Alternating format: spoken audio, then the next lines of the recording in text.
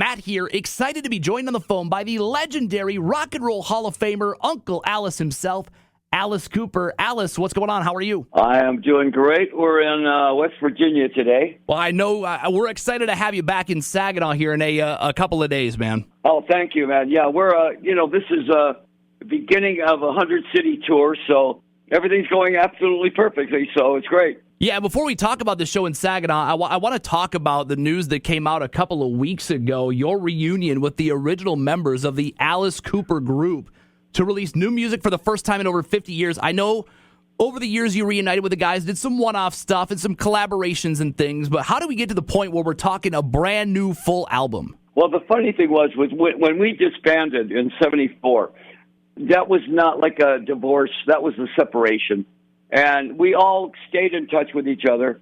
Everybody did their own music. Dennis had his own, worked a lot with Blue Oyster Cult and things like that. And so on the last 4 Alice Cooper albums, they played on 2 or 3 of the songs, And finally I just said, why don't we just do an album?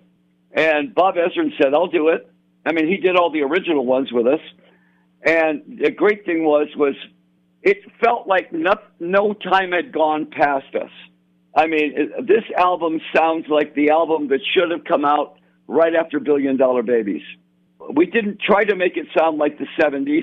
We didn't try to make it sound like anything, It was just exactly what would have happened in 1975. So I'm really proud of the album. It's just really a clever album. Yeah, I was going to ask, having the whole band back together and then having Bob there as well, do you get this sort of deja vu feeling like we've been here before, we've done this before? Oh, yeah, absolutely. We didn't, honestly, it didn't feel like we missed a beat. And everybody, I forgot how funny the band was. I forgot how funny Dennis and Neil and Mike were. And every song we just got along on everything. There was no argument about any song. Everybody just, let's try this. Oh, let's try that. Let's try this. In the end, we agreed to everything, and it sounded great. Now, we did have the luxury of going to different lead guitar players because Glenn Buxton, our original lead guitar player, passed away. So, Robbie Krieger played on Black Mamba and a couple other songs. And so we had a bunch of different lead players on it. Yeah, I was going to ask how important it was for you. I know that you took some ideas that Buxton had worked on years ago and incorporated them into this album. How important was it for you, having all the other guys there, having Ezrin there as well? How important was it for you to make sure that Buxton had a part in this too? Very much so. One of the reasons why we did disband, I think, in 74 was the fact that we were exhausted and we really couldn't put the band back together without Glenn. He was so much a part of the heart and soul of this band. He was like our Keith Richards, and there was no replacing him. It just wouldn't have sounded like Alice Cooper. So, we had to work around him, and everybody had an incredible affection for Glenn Buxton. Even when he got to a point where he was pretty much couldn't really do what he used to do. It was like we never would ever have taken it out of the band, ever. But he did pass away, and, so it was one of those things where the whole album is dedicated to Glenn. One of the luxuries we had was Dennis Dunaway never throws anything away. He had tapes from us when we were the Spiders in high school, and so he had a lot of Glenn Buxton stuff that was on tape. And we took a couple of the Glenn Buxton guitar solos and then wrote songs around those solos just so we could have Glenn on the album. Did you know before you started this, did you know he had those tapes? Had you heard those tapes since the 70s? We had not heard any of that stuff. And Glenn and Dennis happened to say, I have a whole bunch of Glenn Buxton on rehearsal tapes and on demos and stuff. And so as soon as we heard that, Bob Ezrin went, well, give them to me, and let's see what I can salvage off that. And so the stuff that we salvaged off that, that's where we wrote the song around that bit. Joined on the phone by Alice Cooper. He is bringing his Too Close to Comfort tour to the Dow Event Center this Saturday. And Alice, I know obviously we want to focus on that show, but with the album coming out, The Revenge of Alice Cooper, and you guys get back together, what are the chances? I mean, bands put out new albums. They tour in support of those albums. What are the chances that we get an Alice Cooper group tour? Maybe, I know 2025 is pretty loaded, but what about maybe 2026? You know, we haven't even gotten to that point of even talking about it. Just the other day, we knew that Black Mamba came out, but we didn't know that they went on pre-sales. It was number one in pre-sales in America, number one in pre-sales in England, number one in pre-sales in Europe. So, I mean, it was a shock to us that many people wanted to hear new old Alice Cooper.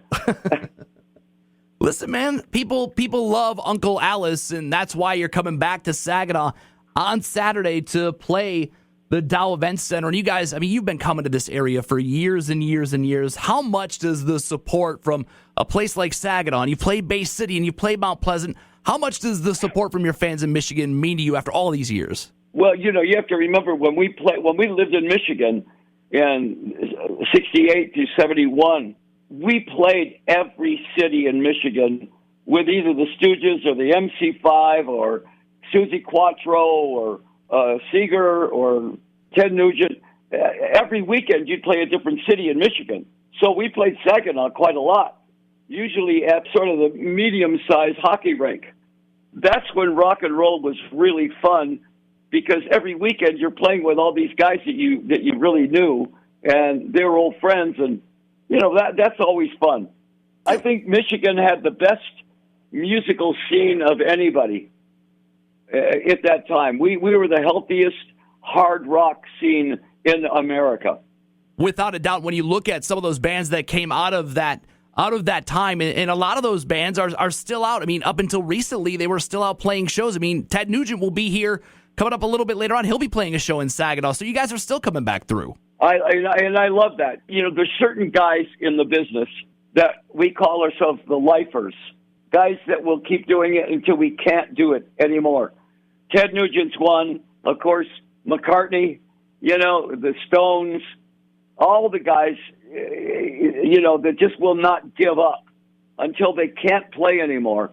And, you know, I surround myself with the best players in the world.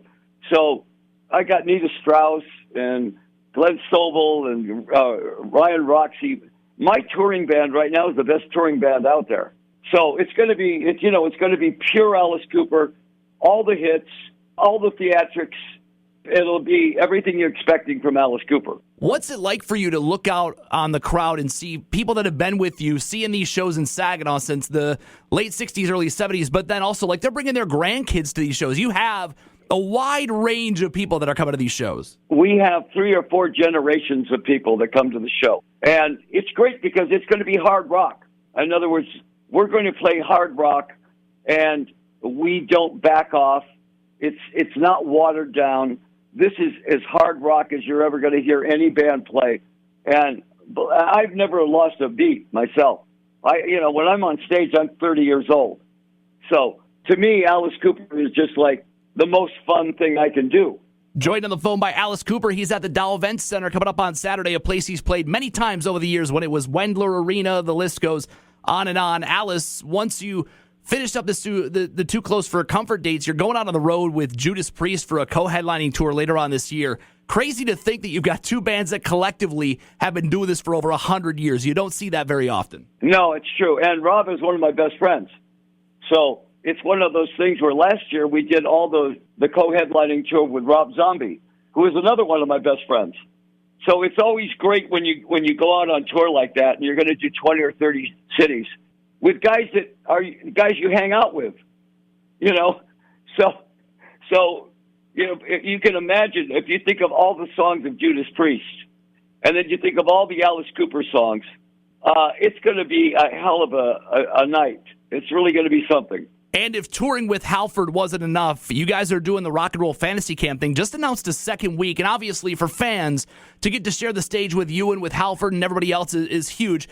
But what does it mean for you to have that opportunity to share that memory with somebody? Well, you know, when I see young bands playing, you know, and I have advice for them, even though I don't want to sound like the old guy on the porch telling them what to do. I listen to them, and then I go, the most important thing you can do in songwriting, I don't care how angry you want to be, listen to the Beatles first. I said, because they wrote songs. They didn't write riffs. They didn't just write portions of songs.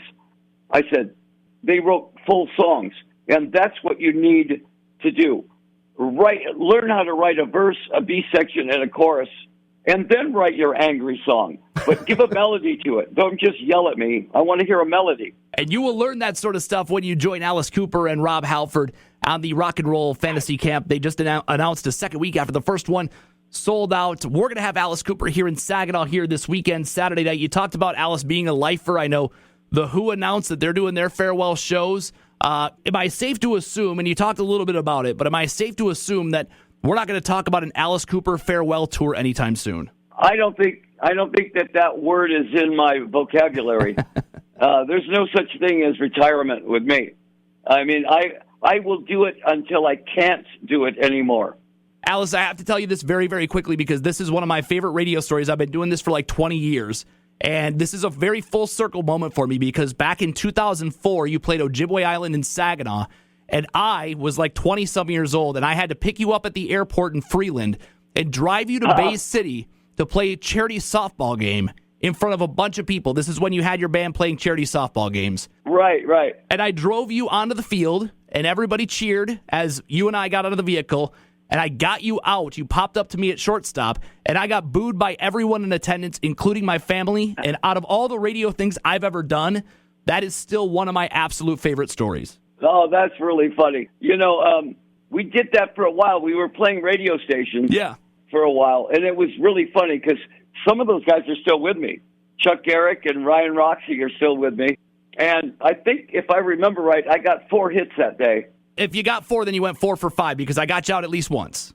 Yeah, that's so funny. When I was a kid in Detroit, all we did was baseball. Right. I mean, when we got up in the morning, you played baseball until the sun went down. And so baseball and I was like, I was a Tigers fan, still am.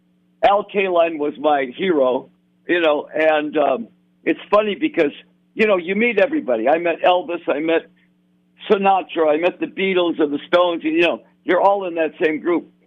The only time I really got shook up was when I met Al Kaline. And it was because he was my when I was a kid, he was my hero. And so, nicest guy in the world. But, I actually was nervous meeting Al Kaline. That's the answer to a trivia question somewhere. Who was Alice Cooper nervous to meet?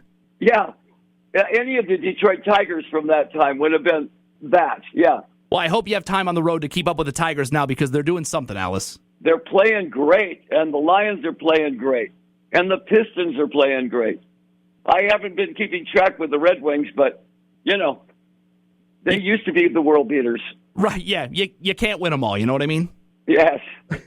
We are excited to have you back in Saginaw on Saturday, Alice. You can catch Alice's Attic every Sunday night on Wheels 104.5, and, of course, great seats still available for the Saturday show. Alice, it's been an honor, man. I am excited to see you again coming up on Saturday. That's great. I always tell my band, if we're playing in Michigan, you better bring it plus because that audience expects hard rock, and they expect attitude.